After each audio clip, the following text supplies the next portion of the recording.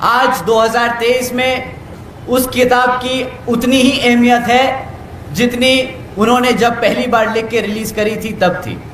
आज चमचों की शक्ल और अकल दोनों बदल गई है।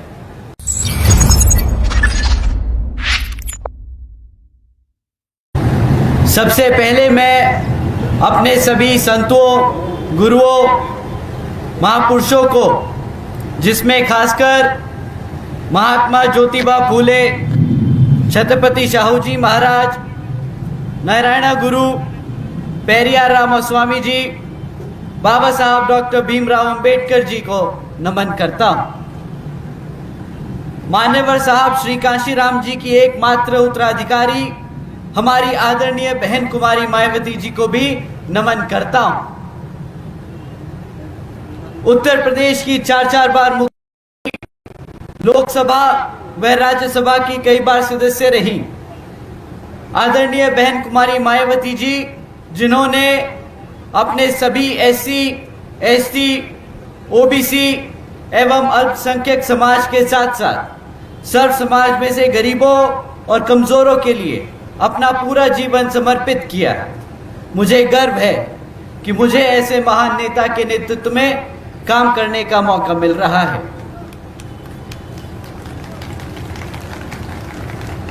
मैं आदरणीय बहन कुमारी मायावती जी का हार्दिक अभिनंदन और आभार व्यक्त करता हूं। साथियों, आज बामसेफ, DS4 एवं BSP के जन्मदाता व संस्थापक बहुजन नायक मान्यवर साहब श्री कांशीराम जी की 17वीं पुण्यतिथि पर उनको तहे दिल से नमन करता हूं। साथियों, मैं हमेशा अपने भाषण से पहले पूरी तैयारी करके आता हूं, पर आज के लिए मैंने कुछ लिखा नहीं। आज के लिए मैंने सिर्फ मान्यवर साहब के बारे में पढ़ा, उनके बारे में जानने की और ज़्यादा कोशिश करी और उनकी जो सोच, उनके जो तौर तरीके, उनकी जो नीतियां थी, उनको समझने की कोशिश करी और आज के समय में उन नीतियों को किस तरह से हम अपनाकर, इस्तेमाल कर उनके इस मिशन और मूवमेंट को एक नई ऊंचाइयों तक पहुंचाने का काम कर सकते हैं, वो मैंने समझने की कोशिश करी। साथियों, मुझे जानकर हैरानी हुई कि जब मान्यवर साहब छोटे थे तो उनको पहले एक सरकारी स्कूल में उनका दाखिला कराया गया और वहाँ पे उन्होंने पहली बार ये जातिवाद, ये कास्टिज्म फेस किया कि जब छोटी जात जिसे कहते हैं SC, ST, OBC, उनके लिए पीने का पानी की पीने का घड़ा अलग था और ऊंची जातों का अलग था। मान्यवर साहब ने शायद पहली बार वो जातिवादी मानसिकता जो समाज में इस कदर थी, उन्होंने वो पहली बार फेस करी।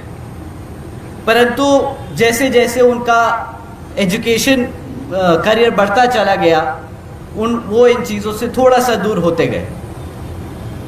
मान्यवर साहब कभी राजनीति में आना नहीं चाहते थे, ये मैंने सुना। परंतु जब वो DRDO में एक साइंटिस्ट की पोजीशन पे थे तो उनके ऑफिस में ज्योतिबा फूले जी की जयंती पर जो छुट्टी दी जाती थी वो कैंसिल कर दी गई और उसके लिए उनके साथियों ने आवाज़ उठाई, जिसके चलते वो छुट्टी रिस्टोर कर दी गई। परंतु इस इंसिडेंट ने मान्यवर साहब को एक राजनीतिक रास्ते पे ले आए कि जो आज भारत में बाबा साहब के बाद दूसरे सबसे बड़े दलितों के, शोषितों, वंचितों के सबसे बड़े नेता और मसीहा बन गए। साथियों, वो शख्सियत जिसने अपना पूरा जीवन, अपना पूरा परिवार इस बहुजन समाज के लिए त्याग दिया, आज हम उनकी कुछ उनके कुछ दिए हुए नारों को समझने की कोशिश करेंगे और उनको एक युवा के नज़रिए से एक 2023 में शायद समझाने की मैं कोशिश करूंगा। साथियों, मान्यवर साहब ने अपना पूरा राजनीतिक जीवन इस बाबा साहब की दी हुई लाइनों पर आधार किया। बाबा साहब ने कहा, शिक्षित बनो, संगठित बनो व संघर्ष करो। बाबा साहब ने ये लाइन दी और मान्यवर साहब आप सब जानते हैं एक साइंटिस्ट की पोजीशन पे थे। उन्होंने पहले देश के कोने कोने में साइकिल से चलकर हमारे सोती हुई कौम को जगाने का काम किया। उन्होंने पहले तो बाबा साहब और हमारे महापुरुषों के बारे में बताने का काम किया। तो पहले तो उन्होंने ऐसे शिक्षित किया। उसके बाद जब उन्होंने इस कौम को हमारे महापुरुषों के बारे में बताया, उनके संघर्षों के बारे में बताया, तो मान्यवर साहब ने फिर संगठित करने का काम किया।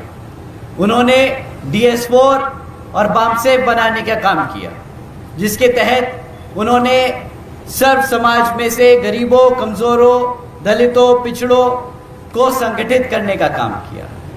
और उसके बाद जब हमारी कौम, हमारी समाज संगठित होने लगा तो उसको एक राजनीतिक ताकत देने के लिए BSP की स्थापना करी।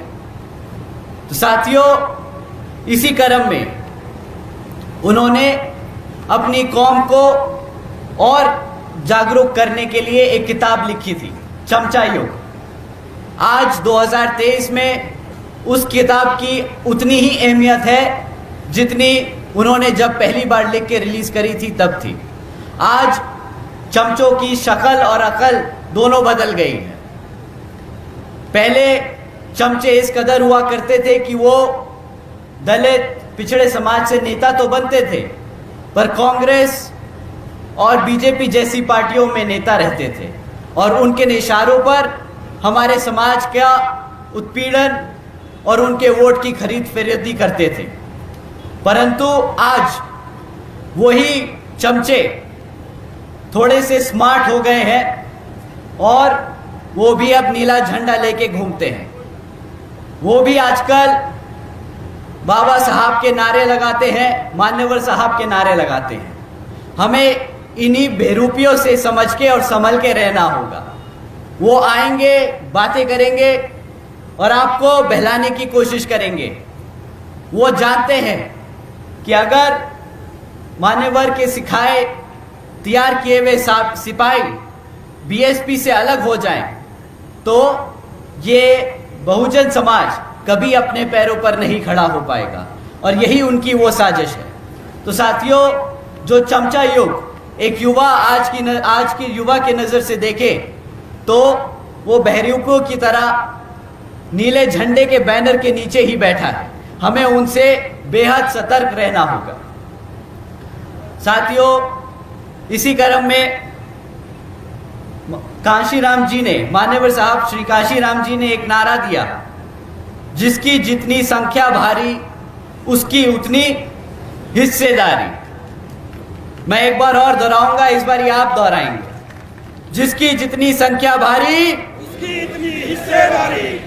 साथियों, मान्यवर साहब ने जब ये नारा दिया तब उन्होंने 85 और 15% का कॉन्सेप्ट दिया था कि 85% वो समाज है जिस पे वो 15% समाज राज करता है। परंतु साथियों, जैसे जैसे हम आज आगे बढ़ते चले गए, BSP ने अपनी 4 बार सरकार बनाई यूपी में। उसके बाद ये संख्या आज की डेट में 2023 में अगर एक युवा की नज़र से देखे तो 95 और 5% रह गई है। 95 और 5। साथियों, 95% में हम कौन कौन आते हैं? दलित, पिछड़ा वर्ग, OBC, अल्पसंख्यक समाज।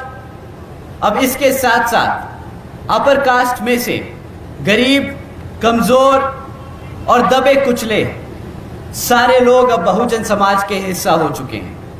और साथियों, वो 5% में वो मनुवादी सोच रखने वाले बाहुबली जो पीढ़ियों से राज करते आए हैं हमारे समाज पर, वो 5% में आके आज शामिल हो चुके हैं।